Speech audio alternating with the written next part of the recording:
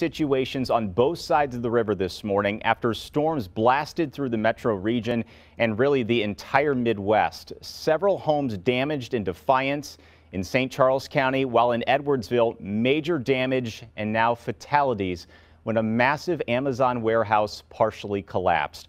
And we're going to start there this morning in Edwardsville. All night long, emergency crews have been at the site of the Amazon warehouse collapse. This is just off of 255 north of 270. And we have team coverage on the scene. News 4's Taylor Holt and Jenna Ray, who has been on site since shortly after the storm hit around 8 o'clock last night. Let's first go to Jenna with the very latest information. Jenna. Corey, right now it's been hours since law enforcement agencies from across the entire metro region have been out here in Edwardsville at the Amazon warehouse digging through the enormous pile of rubble left behind here from this severe event.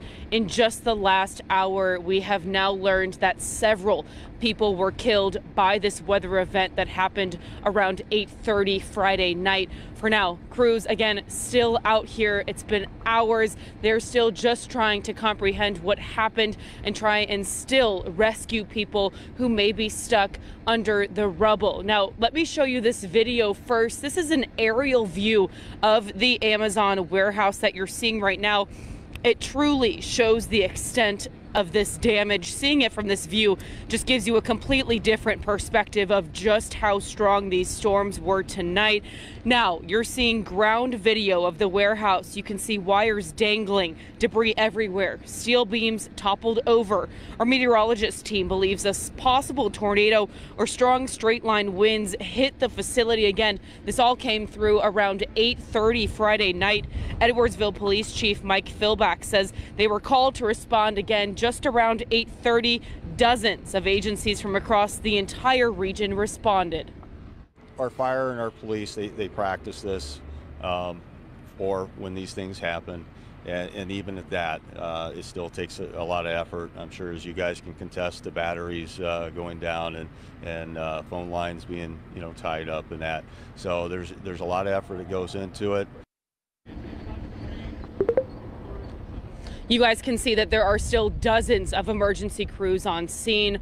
Fire trucks, ambulances, first responders. We have special crews here that are made for search and rescue events like you're seeing on your screen right now, both from St. Clair County as well as Madison County. They went in with hard hats, harnesses, carabiners. We had shots of them earlier sifting through debris and really trying to rescue some of these people who are still stuck underneath. Now, again, we do have team coverage today. We have learned that there is a press conference in less than an hour. News 4's Taylor Holt is there now, and she's going to bring you the latest of what to expect in that press conference from law enforcement. Yeah, that's right, Jenna. I'm currently here at the Edwardsville Public Safety Building, where on Main Street, where in about 45 minutes, as you said, they are expected to have a press conference here detailing this now fatal situation. We've actually already started to see emergency crews make their way into the parking lot here. Again, we know this is a fatal situation, confirmed fatalities in this. Right now, we don't know how many there are or how many injuries there are, but that is something that we are expecting to learn more about at this upcoming press conference. We also don't know how many people were working at the facility at the time, but we did have crews overnight. Jenna was one of them, who were able to see as family members lined the outskirts of the facility waiting to get an update on the condition of their loved ones. And we also heard from a witness earlier tonight, and here's what they had to say. A lot of smashed cars, bunch of power lines down. Actually, there's a little lake that's behind our building. Barely any water in it. There was cars in there. So I mean, yeah, it's a lot. It's a lot to deal with. Yes, it is. And again, we are expecting to hear from multiple agencies involved in this search and rescue effort. St. Louis City and County, Pontoon Beach, and Madison County are among those who are involved in this effort. Again, that press conference is happening in about 45 minutes at 5:45. So we will bring you that live and keep you updated throughout the morning on this ongoing situation. Corey. Still a lot to learn. All right, Taylor, thank you. We have statements from Amazon and Illinois Governor J.B. Pritzker. In a statement issued last night, Amazon says, quote, "The safety and well-being of our employees and partners is our top priority right now.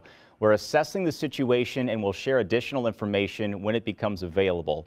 And for Governor J.B. Pritzker, quote, "My prayers are with the people of Edwardsville tonight, and I've reached out to the mayor to provide any needed state resources. Our Illinois State Police and Ready Illinois are both coordinating closely with local officials, and I will continue to monitor the situation." Edwardsville, at this time, I'm asking for you to keep those affected by this tragedy in your thoughts and prayers. The governor called me directly and offered to provide all necessary state resources to assist us in search and rescue. This will be ongoing for the next several days. I appreciate your patience, and we will continue to release information as it becomes available. Now I would like to introduce our Police Chief, Michael Philback. Thank you, Mayor.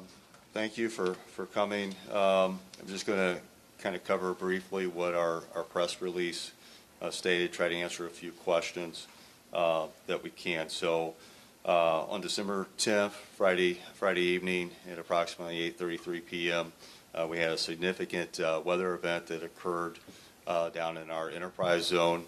One of our Amazon warehouses experienced a major structural damage.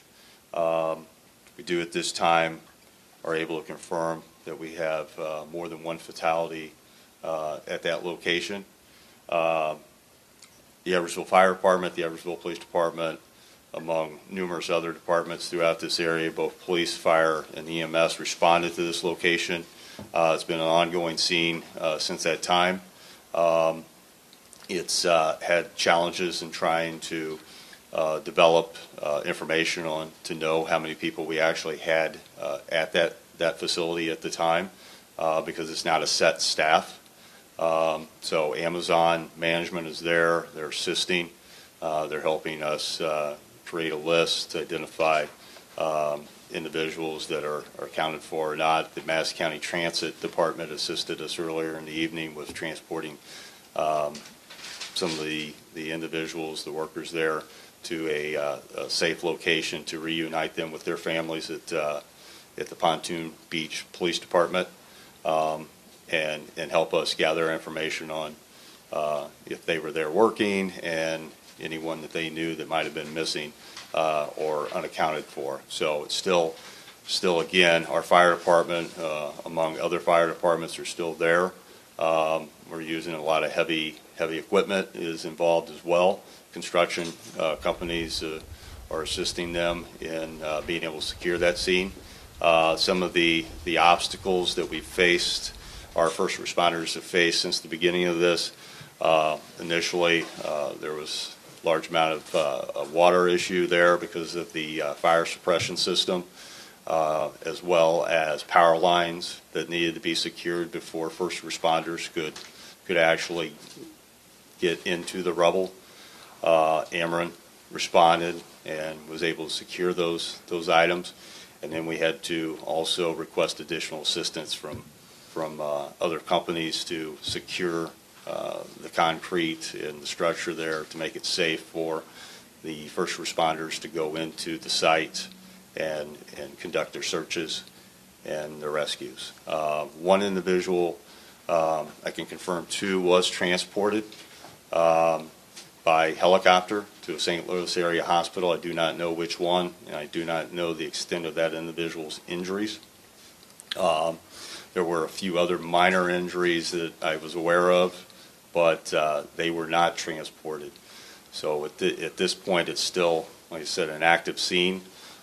Chief James Weifert of the Edwardsville Fire Department is the on-scene commander. Later today, we hope to send out a press release to do an update press conference as well. It will probably occur this afternoon. Once we have more information, we can make sure that anyone that any fatalities, their family, their loved ones were properly notified before we can release any of that information at this time. Chief, do you know how many people were transported by bus to Pontoon Beach? Somewhere in the area of 30, I believe, were transported by bus. So 30 got out, 2 hospitalized, and more than 1 dead. 1 was transported to the hospital. As far as the other injuries, were not hospitalized, as far as that I'm aware of. And as far as fatalities, like I said, we can confirm that there's 1. There's more than 1. There's at least 2 at this point. So we're working again to ensure that the families are notified and everything before we release that information. Chief, do you believe there are still people trapped in the rubble who you are trying to reach? Do you hear anything? Is there anything that makes you believe there's still people in there who can be rescued? At this point, I do not know what the fire department is hearing, if anything. I know that they're still working the scene and treating it as search and rescue efforts. So. And you spoke to this a little bit earlier, but what are they dealing with out there? Is there just feet and feet of rubble upon rubble in that structure? What does that seem like? Yeah, so I mean, there's a lot of for those that haven't been down in that area already. There's a lot of debris from the concrete that is predominantly a concrete and steel structure. So you have concrete and you have things hanging. It's quite windy outside, so things are unstable. So they have to shore those things up so that they can be safe. So the 30 who were transported by bus were able to get out on their own? Yes. Okay. Yes. Okay. Yes. So you have 30 by bus, at least more than 1 deceased, and 1 hospitalized, and you said you had 2 other minor injuries who were not transported. Is that correct? As far as the amount of minor injuries, I don't know the number of those. I just heard that there were a few. Okay. So when I say a few, that could be 2, it could be 3. Okay. I don't know the extent of. How many workers do you estimate were in the building originally? Again, we're trying to work with Amazon and in gathering information from coworkers and such to get that. I would give the best guess at this point is somewhere around 50, but that's strictly a guess. So if there were about 50, then we're looking for about 17 or so who might be unaccounted for? Well, some of the people left from the scene. They weren't all transported by bus, so there were individuals that left from the scene. So that's part of the challenge. You don't have a good count at this point of how many people could be left in that building. Right, and that's exactly right. Okay. If someone has a loved one who's unaccounted for, is there a number they should call? Who's handling the response to? So we have been receiving phone calls. If you don't know if your loved one worked there and you don't know, you can call the Edwardsville Police Department. We'll take the information. We'll work with the fire department and Red Cross to try to get that information and get back to you.